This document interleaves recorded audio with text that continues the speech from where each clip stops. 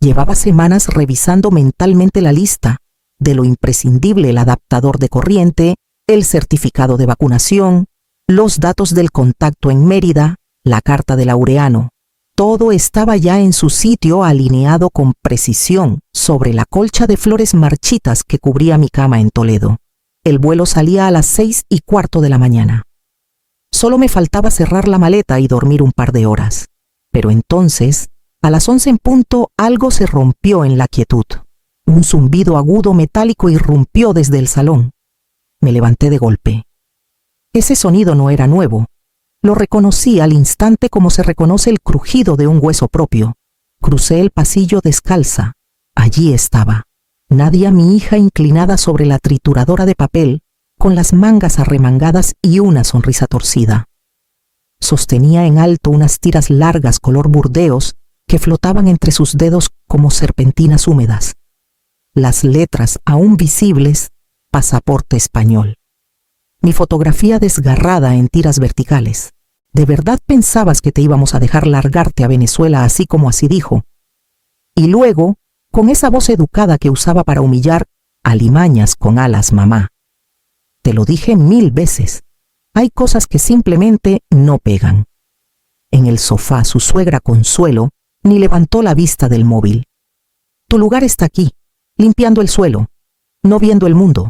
Me acerqué despacio. No dije nada, solo recogí los restos con cuidado.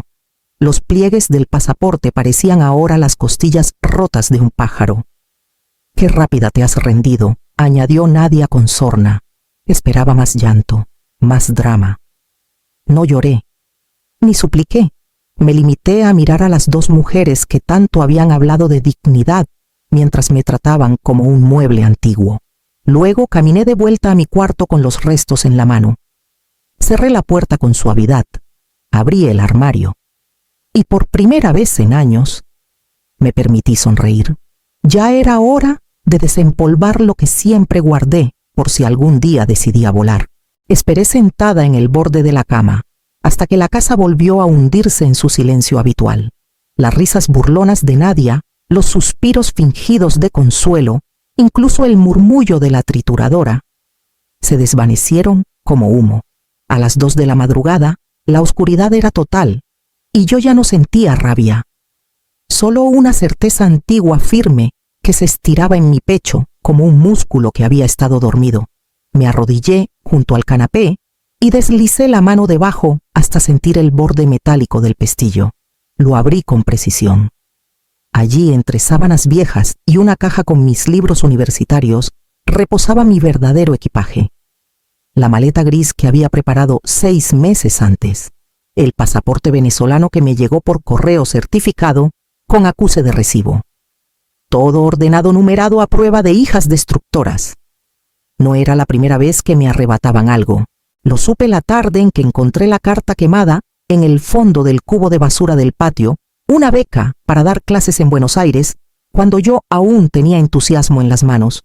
Eso no era para ti, dijo entonces Nadia sin vergüenza. ¿Quién te va a escuchar allá? Esta vez no me pillaron por sorpresa. Guardé todo con método, escribí los códigos, grabé las pruebas, y ahora con la calma que da el haber perdido el miedo, encendí el portátil. Abrí el navegador en modo oculto y cargué el correo programado asunto respaldo final. Adjunto copia de mi pasaporte venezolano, escaneos de los movimientos bancarios no autorizados, video de la trituradora girando. Mientras mi hija se reía audio claro de Consuelo, diciendo, tu lugar es limpiar el suelo. Establecí la hora de envío 06:15, hora de despegue. Si no lo detenía antes, se enviaría automáticamente a 3 destinos: el despacho de Laureano Cifuentes, el archivo personal de mi antigua abogada y una carpeta compartida con acceso público. Apagué la pantalla, cerré la maleta. Sobre la colcha todo seguía en orden, menos yo. Yo ya no era la mujer que se había dejado reducir al tamaño de esa casa. El reloj marcó las 4:57 cuando bajé la escalera con la maleta en una mano y la carta sellada en la otra. Me detuve frente a la puerta del salón. Desde allí, apenas iluminadas por la luz azulada del televisor, se distinguían las figuras dormidas de Nadia y Consuelo. una en el sofá con una manta a medio cuerpo, la otra en el sillón como si montaran guardia sin saber que ya era tarde. No sentí culpa, sentí alivio. Cerré la puerta sin hacer ruido. La brisa de madrugada me recibió como una caricia. Al fondo de la calle, justo donde lo había indicado, me esperaba un coche oscuro. El conductor, un joven moreno con gafas gruesas, bajó a ayudarme con la maleta. No preguntó nada. Yo tampoco. Nos entendimos con un solo gesto. Durante el trayecto a Barajas me aferré a la carta de Laureano. No la había abierto aún. No por miedo, sino por respeto. Ese sobre llevaba meses conmigo intacto, como una semilla, esperando tierra fértil.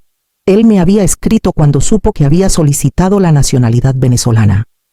No para convencerte, decía su correo electrónico, sino para invitarte a imaginarte en otro mapa. El coche tomó la M30 mientras la ciudad dormía. Recordé la primera vez que Nadia me dijo, no puedes con apenas 13 años. No puedes volver a estudiar, mamá. Das pena. Luego vinieron más.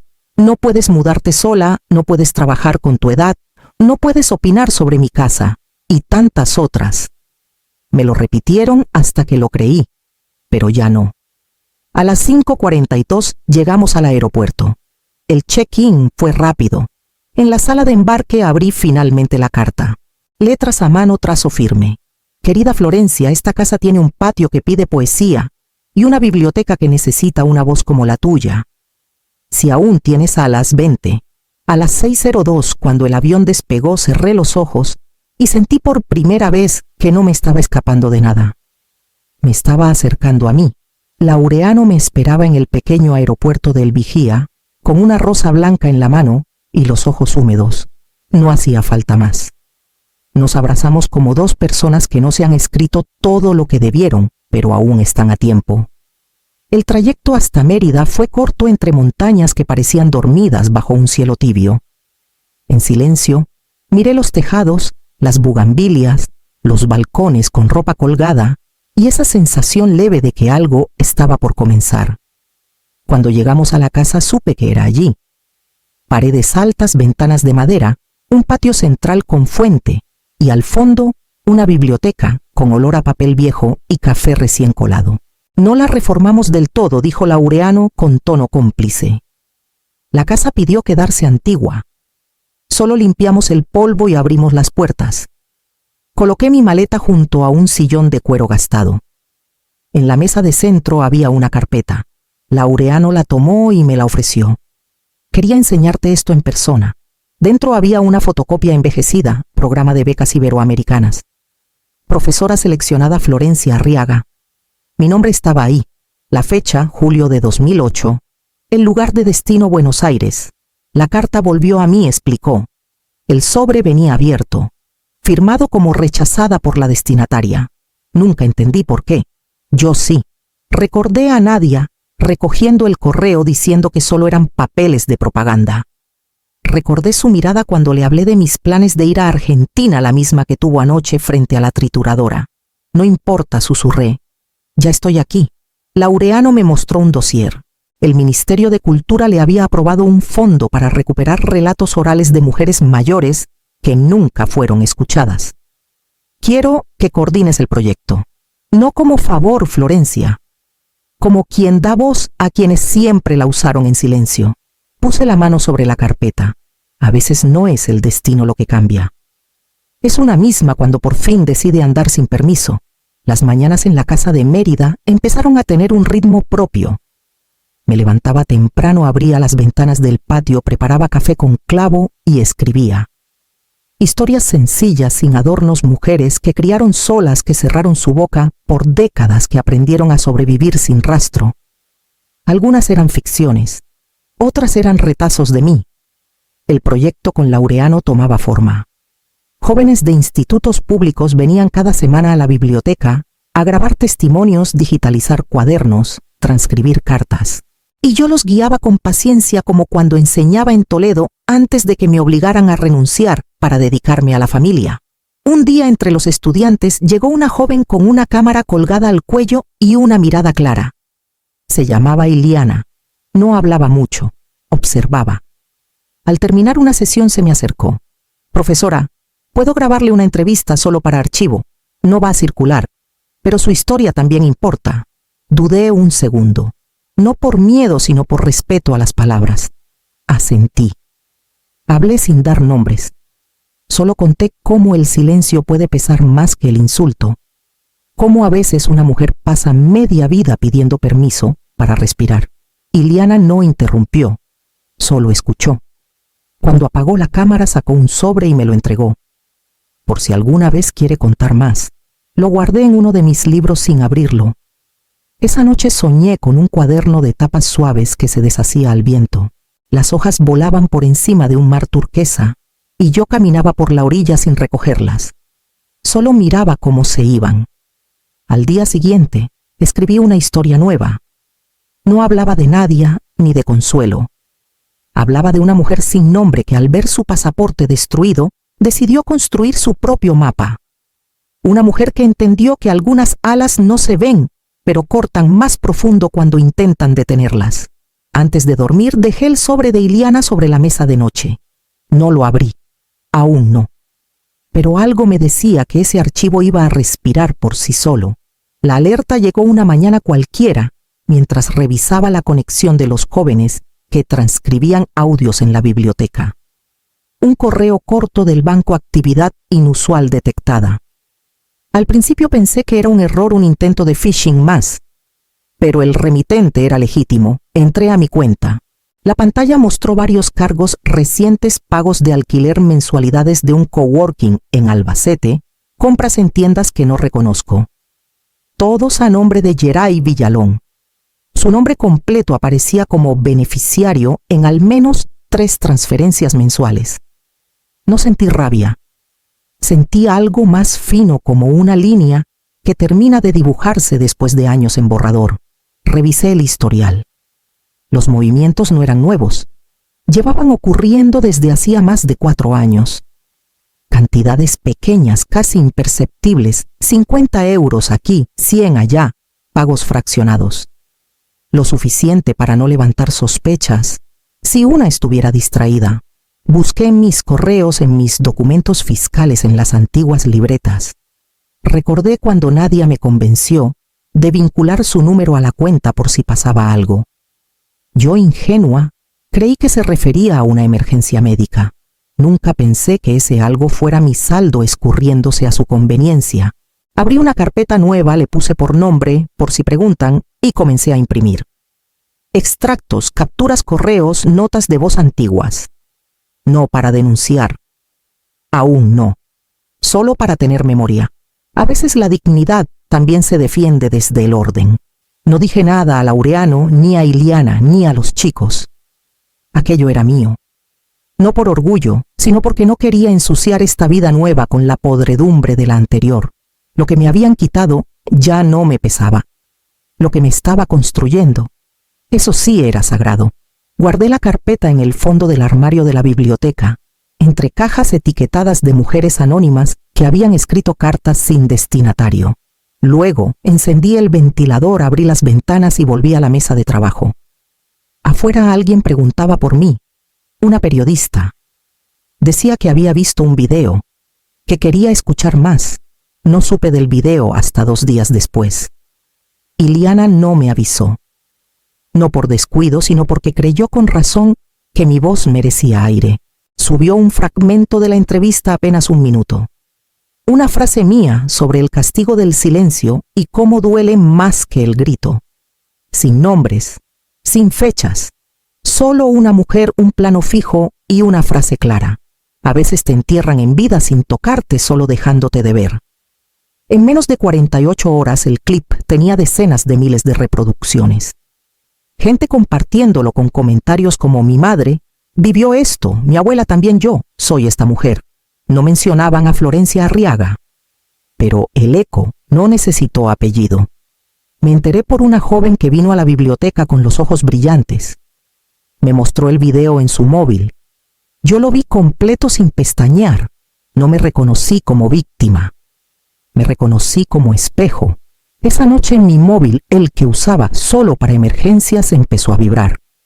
2 llamadas perdidas de un número con prefijo de Castilla-La Mancha. No respondí. Apagué el teléfono. El silencio no siempre es castigo. A veces es escudo. Mientras tanto, en España la tormenta comenzaba. Una clienta de Nadia le envió el enlace preguntando si esa mujer tan digna era su madre. Nadia negó, por supuesto.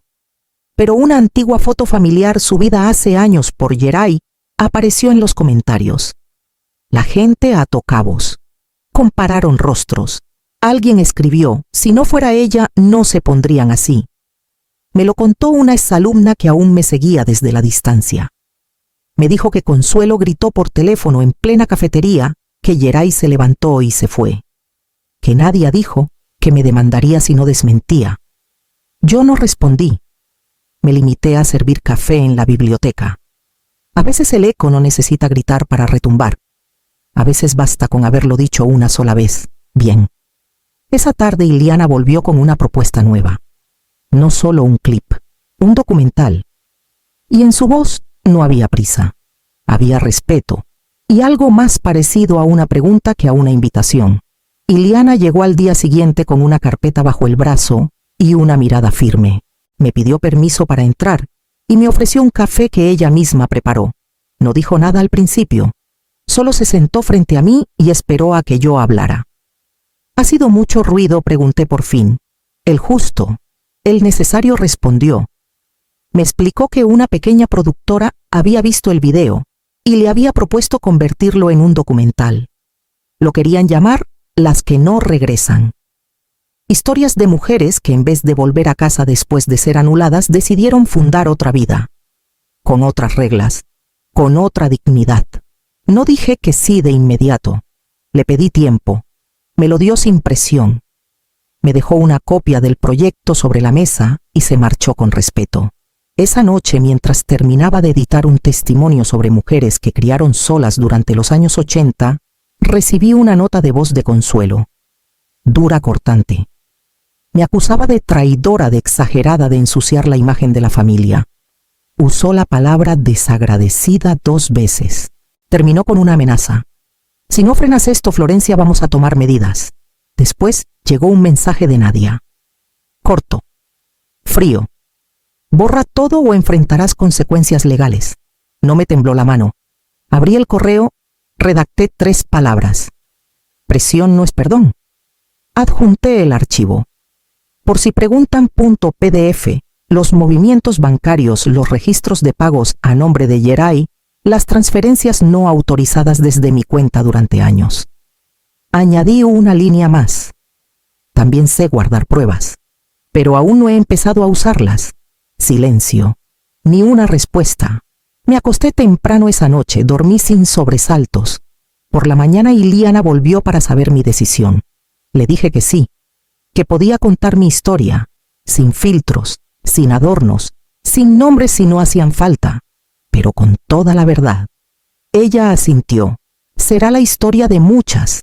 Antes de irse, me dejó un cuaderno en blanco, por si quiere escribir algo más. Lo puse sobre la mesa y lo abrí. La primera página se llenó sola. No era una confesión. Era un comienzo. La invitación llegó una mañana templada de esas en que el sol entra filtrado por las persianas de madera y el café parece saber distinto. El Ministerio de Cultura me escribía para invitarme a participar como ponente en un ciclo de conferencias sobre memoria y resiliencia. El lugar, el Teatro César Rengifo en el centro de Mérida. El tema, la voz que vuelve. No busqué protagonismo, pero tampoco lo rechacé. Acepté con gratitud. No porque quisiera hablar de mí, sino porque sabía que había muchas que no podían. Lo haría por ellas, por las que no llegaron, por las que aún dudan. Las horas previas a la charla transcurrieron con extraña serenidad. Ya no sentía ansiedad ni miedo, solo un silencio limpio, como si por fin todo estuviera en su sitio. Poco antes de salir hacia el teatro revisé mi correo. Un mensaje nuevo, de Nadia. Solo quiero entender por qué te fuiste, escribió. Sin saludo, sin firma, solo esa línea. Una súplica vestida de curiosidad. La leí una vez, 2. Luego respondí, no rompáis más nada. Ni papeles, ni vínculos. No añadí más, ni explicaciones, ni reproches. A esas alturas las palabras ya no necesitaban defenderme. Me vestí con calma, nada formal. Una blusa de lino y un pañuelo azul celeste que había traído de Toledo. En lugar de joyas, llevé una pluma estilográfica en el bolsillo. No como adorno, sino como testigo. Esa pluma me había acompañado en mis años de docencia. Ahora volví a mí. El teatro estaba lleno, no de rostros conocidos, sino de miradas que buscaban algo. Me anunciaron con respeto. Subí al escenario sin temblores. La madera crujía bajo mis pasos como si me reconociera. Tomé el micrófono. Respiré. Y por primera vez en mucho tiempo hablé con voz entera. Durante años me hicieron creer que hablar era molestar, que pedir era abuso, que soñar era ridículo. Me lo dijeron suave pero constante, y me lo creí, hasta que un día, en vez de callar, me marché. Vi algunos ojos brillar. No por mí, por ellas mismas.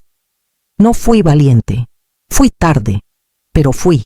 Y al final de esa frase supe que aún me quedaban palabras por escribir, y que ya no necesitaban permiso. El aplauso fue largo pero no ruidoso. No era un estallido triunfal, sino algo más hondo. Un reconocimiento callado de esos que se sienten en el estómago antes que en las palmas. Yo lo recibí con los ojos bajos y el corazón firme. Había dicho lo que tenía que decir, sin adornos, sin gritos, sin venganzas disfrazadas de justicia, solo verdad. Tomé la pluma del bolsillo y la dejé sobre el atril. Luego saqué mi pasaporte venezolano del bolso. Lo levanté a la altura de mis ojos y lo mostré al público como quien enseña una herida que ya cicatrizó. Este documento no representa un país, dije. Representa una decisión. La de dejar de pedir permiso para respirar. Algunos rostros se quebraron. Otros asintieron con fuerza contenida. Vi a una mujer en primera fila llevarse la mano al pecho. A su lado una joven tomó notas sin apartar la mirada. Me dijeron que era una carga, continué. Me lo repitieron hasta que me lo creí. Me hicieron pensar que era una cucaracha arrastrándose por los rincones de una casa que no me pertenecía. Pero yo nunca fui eso. Siempre fui cóndor. Solo que nací en jaula. El auditorio guardó silencio. Ese tipo de silencio que ya no aplasta, sino que escucha. Las alimañas no merecen alas. Por suerte yo nunca fui una. Solo me hicieron creerlo. Hoy vuelo. No porque me dejaron, sino porque me fui. No dije más. Bajé del escenario despacio, con la misma calma con la que uno cierra un libro sabiendo que esta vez sí lo terminó. Iliana me esperaba en la salida con el cuaderno en blanco en las manos. Me lo ofreció sin palabras. Lo tomé. En la portada había pegado una etiqueta pequeña que decía alas que sí volvieron, pero otras. Sonreí. No era un final, era otra página. Esa noche en mi cuarto, con las ventanas abiertas al patio y el rumor de la fuente de fondo, empecé a escribir de nuevo. Ya no historias prestadas. Esta vez lo que salía era mío. Mío y de todas las que aún no se atreven a despegar. Pero un día lo harán.